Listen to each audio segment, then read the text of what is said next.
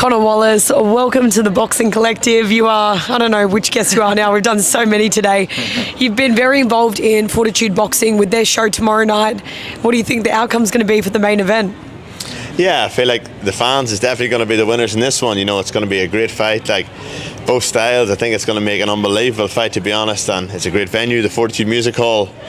It's like a cauldron, you know, and I know the fight's going to be a war already. And I just think it's going to be unbelievable, and everyone there is going to love it, and even the people that are tuning in live in the zone. And you know, I saw you in the ring not too long ago against Dylan Collin. How was that fight? How are you pulling up after that, and where do you see yourself headed to? Yeah, well, that probably wasn't my best performance. You know, I think everyone's expecting me to always be in a war, given my past fights. But sometimes given you got to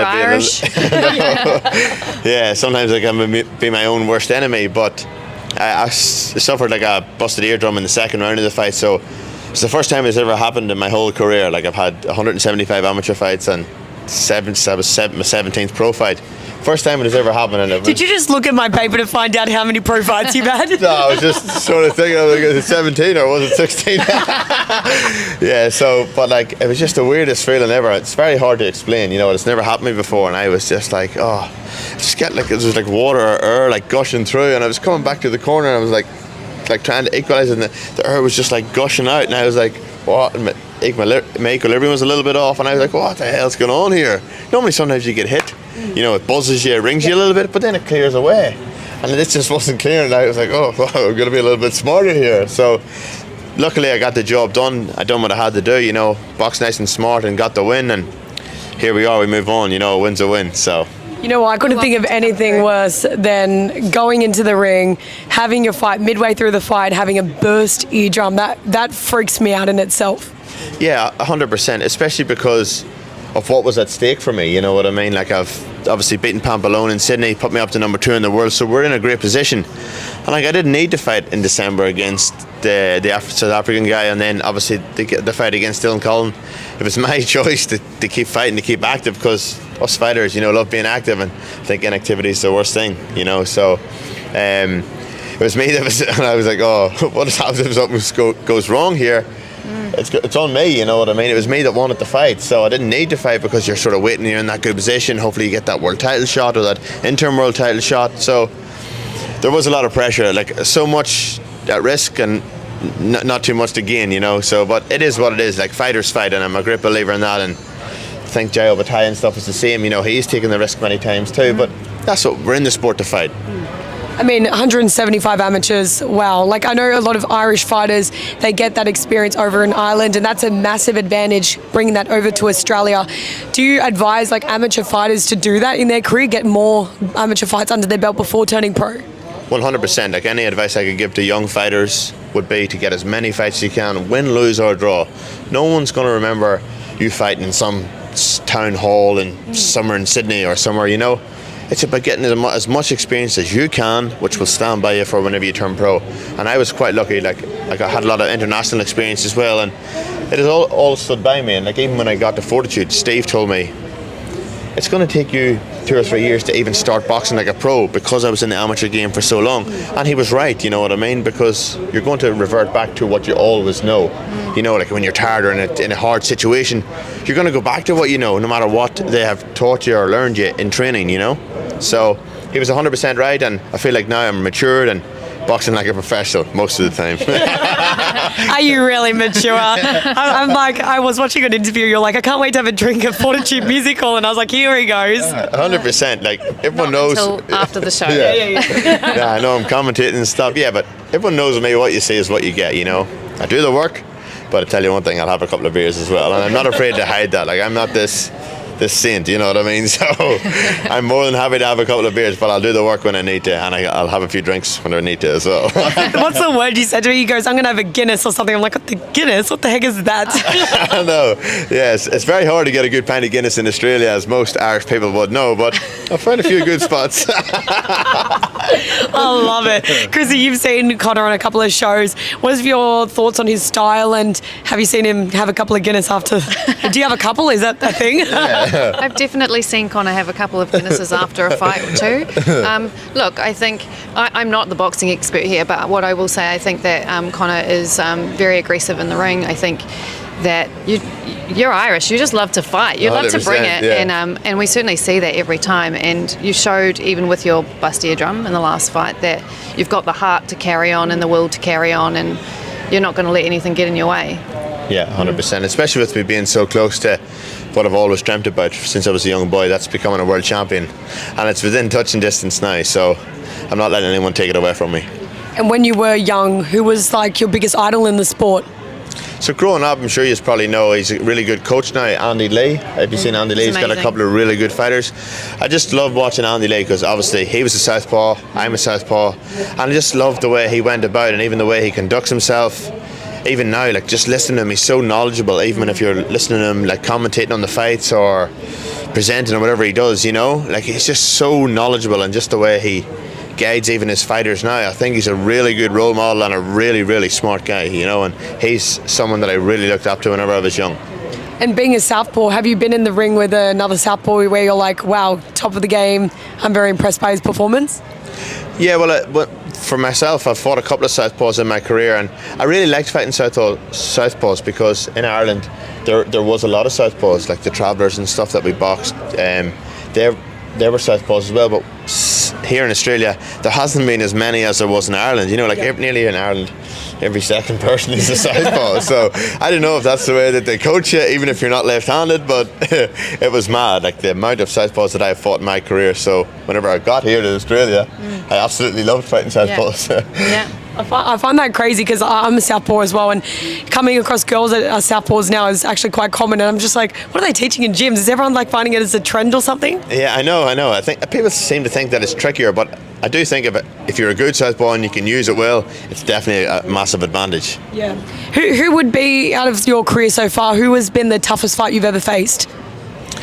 I've had a couple of really good fights, you know, in terms of the toughness and stuff, and having to overcome adversity, with breaking my hand in one fight and maybe getting cut in another fight. But some of the fights that stand out is obviously Letty. I broke my hand, but the first fight, that was my first loss, and I just really wanted to get that one back, you know. So we got the rematch, and I knocked him out in the rematch after breaking my hand in the second round. Knocked him out in the sixth, so that was a mad fight. Again, it was at Fortitude Music Hall. It's one that really sticks in my head because it meant so much to me, you know. Even though I had nothing to gain, I had everything to lose.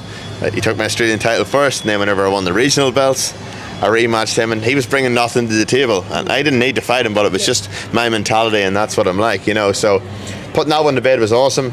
Pamplona in Sydney was a great fight. Probably Faris when I was a massive underdog as well. I won that one. You know, many fights. I've fought a lot of good fighters in my career, and that's why I feel like it brings out the best of me, you know. The better the person, the better I fight. Like, I haven't really fought, obviously when you're starting out you fight people who are not that hot, you know what I mean, but I don't want to say shit, but you know what I mean. But you know yourself, you got to learn your craft, but I feel like, as I said, like the better the person, the better I perform. And I think in Sydney you've seen that, you know. That was probably my career best performance against Pamplona, and he had the best record and the highest rank, you know. I totally agree with that. I really like Pamplona. I've been watching him. Obviously, he's a Kiwi. I'm a Kiwi, so you know, keeping my eye on the scene. And I kind of feel for him because I feel like he's at a little bit of a crossroads. Yeah. He's had some really tough fights recently, and he just came off of, you know, a loss just the other day. When you're in that position, like, where do you go? Like, what do you do next? Yeah, you see, it is hard to know. Like, to be honest, myself, I'm not one of these people who just wants to be fighting for years and years and years, you know. I know boxing's a very serious sport, and I know I've seen the effects that it has on some people, and hopefully I won't end up, well, I won't let myself end up like that, you know. So my goal is to win a world title and defend it a couple of times and see you later. You know what I mean? Yeah. Do a bit of presenting or talking or something. You know. Well, you're good at talking. We'll give you that. I know. I feel like the partner knows, the family knows he's good at talk. He doesn't stop. Yeah. So, but you know what I mean. It's a very serious sport, and I feel like it's a hard thing to do when you've boxed all your life, and then all of a sudden you're not boxing. That's the hard part, you know, and that's why I think people stay in the sport so long, you know what I mean, and it can be so cruel, but I think having a great team and good people around you will help you to make that decision, almost make the decision for you, you know what I mean, and that's why you have such belief in your team and a good team around you, because you don't want to be in boxing for your whole life, you know. Well, if you are, you could go into coaching or go into, and you're still involved in, you know what I mean? So that's a big thing, and that's what I would say. I mean, we see it all the time, right? We see fighters coming back, like Billy Dibb is coming back to do Paul Fleming. That's an exhibition, and you've got Manny Pacquiao just came back as well. And it's like they don't want to get out of the ring. They get itchy knuckles after a few years, and they want to return. And I see that happening with you as well, because 175 amateurs, you got 17 pro fights. Yeah. Like that's already a hefty record. And then once you leave the sport, do you really see hanging up the boots forever? Yeah, it's crazy. You know, I've been boxing since I was 9. You know, and 29 now, it's 20 years, like it's a massive chunk. When you think about it, you're like, oh, holy shit, I've been boxing, but it doesn't feel like I've been boxing for 20 years, but I've been boxing for 20 years. So I feel like I'll always be involved in terms of just giving something back, you know, coaching or helping the other fighters or something like that, you know what I mean? But I definitely will not be boxing forever, and I know that myself. Like, I know I went to grammar school for 7 years. I've got a few brains. I want to hold on to what I've got. Fair enough too. I was going to say, you know, you're very close to where you want to get to your goals, and there's some really interesting names in the top 10 that surround you. I've been looking at the rankings. You've got Beterbiev and these kind of names. Who would be the ultimate for you? Well, the ultimate for me, really, like short term, would be trying to win that world title, and then more than, because obviously the guy Michael Eifert is number 1 in the IBF, I'm number 2, so he's the main goal at the moment. You know, I want to fight him. If we beat him, then we look at some of the big guys in a massive life-changing fight, you know what I mean? But the main goal for now is to get the world title, and then we take it from there. But obviously, you know, these are the fights that we dreamt about, like that I've dreamt about since I was a young boy, you know. Defending a world title against some of them massive names. You know, you've got Benavidez, you've got Morrell, Callum Smith, Bivol, and obviously Bivol and Beterbiev. They've been the top 2 for ages, but you know, there's so many good fights in the division, and like it's mad to think that you're just within touching distance of them, you know, and like that's what gets me up out of bed in the morning though, and that's why I'm still, like, even I'm not in camp at the moment and I'm still training twice a day, you know, like with a beer in between. Yeah, on the weekends. I'm sure it is. That's what they all say. I mean, do you see yourself like reaching the international stage? Like, are you going to take another fight in Australia, or do you see yourself with Tasman fighters pushing on further? Yeah, well, they're in talks at the moment about fighting this guy Michael Eifert. He's the German who's number 1, and I think it's been ordered for an interim world title. So hopefully we can get that on before the end of the year, and like, that's another massive step. Like, I've nothing really more to prove here in Australia. I've taken the risk many times. How many times do you want me to take it? You know, it's not like I've ever ducked anyone or haven't even called anyone out. You know what I mean? It's like that's not in my nature. I don't talk shit or call people out. But if you want to fight, I'm happy to fight. You know what I mean? And the next step is to get that title, and then hopefully defend it against some of the big names. So. Yeah. And even like the Tasman fight that I was at last, Jai Pattaya, you know, that fight, your fans, I love your fans. They were so into it. They're everywhere. They're like an army, and they're running around everywhere. And I was like, God, it's like a green army out there. Will they follow you internationally? Will they come with you? Will they get on a plane? Definitely. Like, I've been so lucky to have such a great fan base. You know, I think everyone that knows me knows the crowd that I take to the fights, and that humbles me. And as I say, it gets me up out of bed in the morning, just doing all them proud, and people spending their hard-earned money. It's unbelievable, you know. And you should have seen, I'm not sure if you've ever been to any of my fights here at the Fortitude Music Hall, but it's not wise, because you've got the Irish bar right across the road. And I'm serious, like, anyone knows when they mention Fortitude Music Hall, they mention Conor Wallace, and that's not being big-headed or cocky. I'm telling you, I've sort of made it a bit of a home for myself, and I love that venue. As much as my coaches don't like me fighting in it because I don't listen, I just get stuck in a war. But I love the venue. You know, the one thing I noticed as well, I went to the after party after Jai's fight where Conor was recently just fought, and the whole place was full of Irish supporters, and I was like, is Conor even here yet? I know. All of my guys kept like coming flooding out. They're like, oh, where's the party? Where's the party? I'm like, oh, yeah, this is it. You would have thought it was the Conor Wallace party, but it's just when the Irish hear about drink or party, it's mad. I love it. You know, it's such a great culture you guys have as well, and I think we need to embrace it a little bit more, because you are the real fight fans, and you see at a lot of boxing events, they just come to watch. They don't even if they don't know the fighters, they just love watch boxing, and I'm a big fan of that.